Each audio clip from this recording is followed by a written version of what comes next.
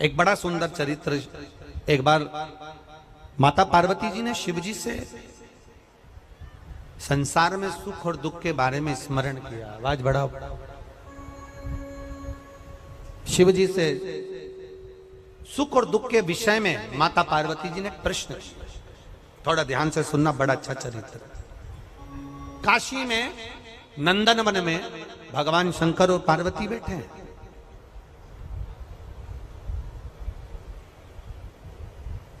और नंदन वन में जब माता पार्वती और शिव जी बैठे थे तो पार्वती जी ने शिव जी से एक प्रश्न करा कि जीवन में सुख और दुख कितने विचित्र हैं, ये क्यों आते हैं? सुख मिला तो क्यों मिला और दुख मिला तो क्यों मिला? ये माता पार्वती जी ने शिव जी से प्रश्न किया। शंकर भगवान ने बड़े भाव से इस सुख दुख के चरित्र का वर्णन किया। शिव जी कहते हैं, सुनो पार्वती, मैं तुम्हें एक चरित्र सुनाता हूं।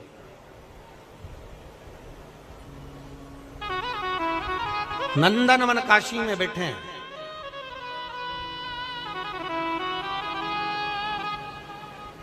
और नंदनवन काशी में बैठकर भगवान शंकर पार्वती जी से कर मैं तुम्हें एक चरित्र सुनाता हूं। एक सेठ जी, करोड़पति, धनपति, अरबपति, बहुत पैसा है। दुनिया का सारा ठाठ सेठ जी के पास में था। दुनिया का सारा वैभव सेठ जी के पास में था। करोड़ों का धन सेठ जी के पास में, गाड़ी बंगला सब कुछ, सब दिया परमात्मा ने, बहुत दिया। पर सेठ जी कंजूस थे और उन्होंने अपनी जिंदगी में आज तक एक चवन्नी का दान नहीं किया, कभी किसी को एक गिलास पानी नहीं पिलाया। रिश्तेदार भी अगर आ जाएं तो वो पानी ना पिलाए, भोजन ना कराए, तो रिश्तेदारों ने आना भी बंद कर दिया। कोई नहीं आता, कभी दान नहीं करा।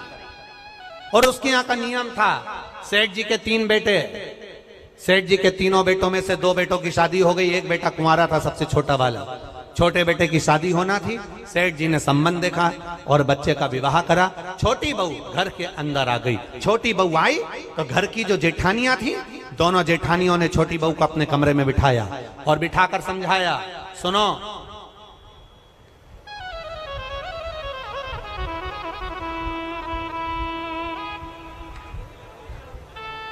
पहले ऐसा नियम था, अब आजकल ऐसा नियम तो नहीं है, पर पहले ऐसा नियम था कि लड़के की शादी होती थी और बहू को लेकर आता था ना, तो अपने खुद के घर में बहू को लेकर बाद में आता था। पहले उसको रुकने की व्यवस्था कोई रिश्तेदार के यहाँ, कोई नातेदार के यहाँ, कोई संबंधों के यहाँ, कोई पहचान वाले के यहाँ, उसको बहू को रखा जाता था। बोलो, भोपाल में ऐसा था कि नहीं था? अरे बोलो, जम के तो बोलो। था ना ऐसा? लड़का शादी कर कर बहू को लेकर आया, सीधे अपने घर नहीं आया, पहले उसको कोई मित्र के आधिकारिक पहचान वाले, दीदी, जीजा, बहनोई, नातेदार, रिश्तेदार, कुटुंब, कबीला, अड़ोसी पड़ोसी, रिश्तेदार वाला, उसके यहाँ पर उस बहू को, उस छोरे को, बहू बेटा को वहां रोका जाए। काहे के लिए रोकते थे? उसको रोकने का कारण क्या था? उसको रोकने का कारण केवल एक था। क्यों रोका जाता था? केवल एक कारण से कि बहू जब वहां पर आए तो उसको हमारे घर के बारे में हमारे रिश्तेदार सब बता दें कि तुम्हारी सास ऐसी है, तुम्हारे ससुर ऐसे हैं, तुम्हारा देवर ऐसा है, तुम्हारा जेठ ऐसा है, तुम्हारा परिवार ऐसा है। अब जो छोटी बहू आई है तो दोनों जेठानियों ने उससे मिला और मिलकर कहा, सुनो, हमारे ससुर का एक नियम बड़ा प्रबल है, उसको याद रखना। हमारे ससुर का नियम बड़ा तेज है, उसको याद रखना। कौन सा नियम?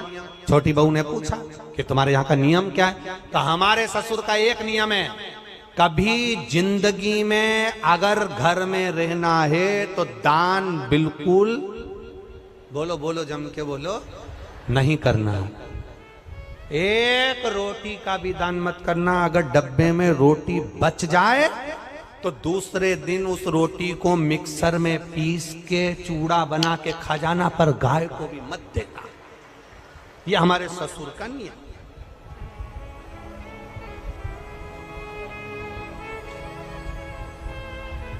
मेरा विश्वास कहता है अपने भोपाल की तो ऐसी बहू नहीं होगी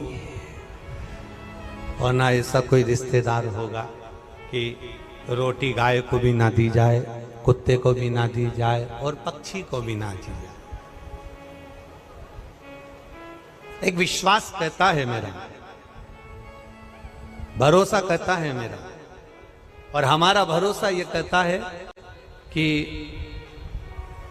सनातन धर्म में ऐसा कोई व्यक्ति नहीं जो गौ माता को एक रोटी ना देता हो, सब देते हैं।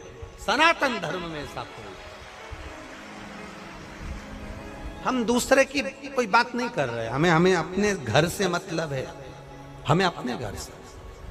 कई लोग आपको मिलेंगे, कई लोग आपको कहने आएंगे, वो दूसरे की बात करेंगे कि उन्होंने ऐसा कर दिया, उन्होंने वैसा कर दिया। हमें दूसरे धर्म से कोई मतलब नहीं, हम अपना घर देखें ना पहले। आज के समय में लोग अपना घर देख नहीं रहे, अपना सनातन धर्म देख नहीं रहे और दूसरे धर्म से मतलब रखे तो क्या मतलब उसका। हमें अपने से मतलब है, अपना घर हम देखें, अपना परिवार हम देखें। कहा हमारे यहां का नियम है, एक रोटी भी गाय को ना जाए, एक रोटी भी कुत्ते को ना जाए, जरा सा भी दान नहीं करोगे। छोटी बहू से कहा नियम याद रखना। छोटी बहू ने मन में सोचा मेरे पिताजी तो हमेशा कहते थे कि दान करो, धर्म करो, साथ जाएगा।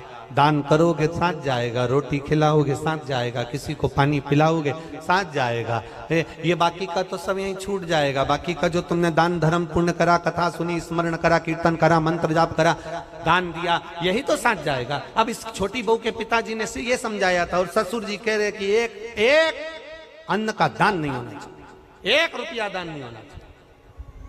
बड़ी बड़ी ठीक है, जाई विधि राखे राम, वो जम के बोला करो जरा, ताई विधि राई। हम तुमसे बार बार इसलिए बुलवाते हैं कि तुम्हारे पास में कोई बैठी हो और वो कर रही हो तो तुम उसके पास में बैठकर कम से कम बोल तो दो। जैसे ही बोलोगी वो भी जाग जाएगी, थोड़ी बहुत तो उठ ही जाएगी। अब छोटी बहू ने कहा ठीक है, जाई विधि राखे राम, ताई विधि, और सीताराम सीताराम सीताराम कही चालू। बहू रहने लगी। 4 महीने बीते, बहू छज्जे में कपड़े सुखा रही थी, गैलरी में कपड़े सुखा। नीचे एक भिखारी आ गया, उसने आवाज लगाई, 3 जन्म से कुछ नहीं खाया है, भूखा हूं, भोजन दे दो। क्या बोला वो? कितने जन्म से? 3 जन्म से कुछ नहीं खाया है, भूखा हूं, भोजन दे दो। बहू कपड़े सुखा रही थी, उसकी आंख में आंसू भर गए। हमारा नियम है, हमारे ससुर का नियम है, दान नहीं कर सकते। अब बोलूं तो बोलूं क्या इसको? छोटी बहू अपने पिता के संस्कारों को छोड़ ना पाई और ऊपर कपड़े फटकते फटकते, कपड़े को जब पानी से निचोड़ते हैं, निचोड़ कर सूखने डालते हैं, एक बार फटक देते हैं। फटकने का मतलब ये होता है कि पानी झड़ जाए से मतलब नहीं होता। फटकने का मतलब ये होता है उसमें जो सल हैं वो अच्छे हो जाए। फटका, और फटकते समय तार पर गैलरी में कपड़ा डालती डालती बोली,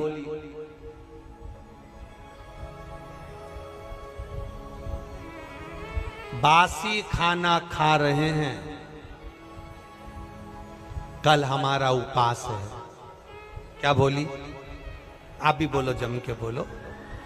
बासी खाना खा रहे हैं, कल हमारा उपास है। इतना भिखारी ने सुना और भिखारी चले गया। अब भिखारी तो चले गया, पर नीचे जो कुर्सी डाल के अखबार पढ़ रहा था, कौन? जम के बोलो, ससुर। बस उसने सुन लिया। अच्छा हुआ तुमने ससुर बोला हो, नहीं तो एक जगह कथा कर रहे थे, उन्होंने कह दिया एक भिखारी तो चले गया, पर नीचे जो कुर्सी डाल के अखबार पढ़ रहा था, तो लोगों ने कह दिया वो भी। भोपाल के लोग, एक बात तो है, इस मामले में समझदार बहुत है। जबरदस्ती लोग भोपाली लोगों का, भोपाल के लोगों के कह देते हैं साहब माँ तो इतनी गाली बकते हैं, माँ तो ये साड़ा तेड़ा बोलते हैं, साहब माँ तो बात बात में अपशब्द कह देते हैं। हमने देखा, अभी हमको भी यहाँ पर 3 दिन हो गए, सब अच्छे से ही बोल रहे हैं, सब अच्छे। एक भी ऐसा नहीं मिला जो गड़बड़ बोला, एक भी। बड़े भाव, वो तो दुनिया के लोग हैं, कहते रहेंगे अपन तो अपना भजन करो। भिखारी चले गया, कुर्सी डालकर अखबार पढ़ रहा था। कौन? ससुर। और अखबार पढ़ते पढ़ते उसके कानों में शब्द गया कि बहू ने कहा बासी खाना खा रहे हैं, कल हमारा उपास है।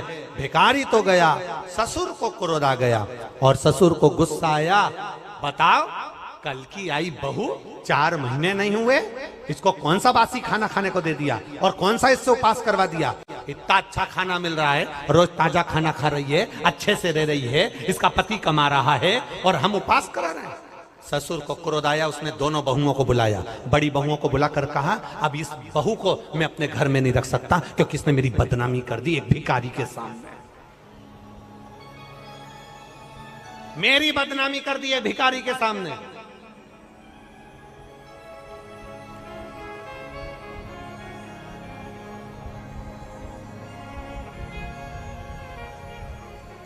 होता है, एक सास भी ऐसी थी, एक कथा में आता है, एक सास ऐसी थी, वो कभी दान नहीं करती, एक चीज नहीं, कुछ नहीं दान करे। और पड़ोसी के यहां बैठी थी और उसकी बहू बड़ी धर्मात्मा थी, वो पड़ोसन के यहां बैठी थी। भिखारी आया, भिक्षा मांगते मांगते इसके घर गया, बहू से कहा भिक्षाम देही। बहू ने तुरंत उठाकर एक कटोरी आटा भरकर उसको दे दिया। अब ये भिक्षा मांगते मांगते पड़ोसन क्या गया, ये भी वहीं ओटले पे बैठी थी सास भी। इतने में तुरंत सास ने वहां पर आवाज लगाया, भिक्षुक ने, माता भिक्षाम देही, तो पड़ोसन ने भी उसको भगा दिया। तो इसने, जो यहाँ बैठी थी पड़ोसन, इसने पूछा क्यों, वो 3रे नंबर के घर पर गए थे क्या? हाँ। कुछ दिया क्या? हाँ। क्या दिया? 1 कटोरी आटा। इसमें इतने में भिखारी का हाथ पकड़कर बुढ़िया लेकर अपने घर गई और बहू को बुलाया। बहू, ए बहू। बहू आई। क्या है मां?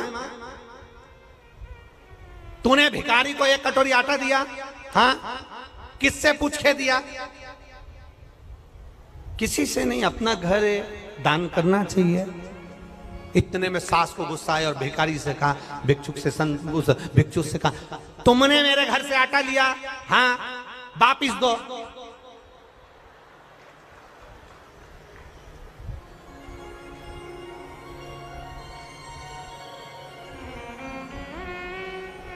भिखारी ने कटोरा भर के आटा निकाला, दे दिया। जाओ,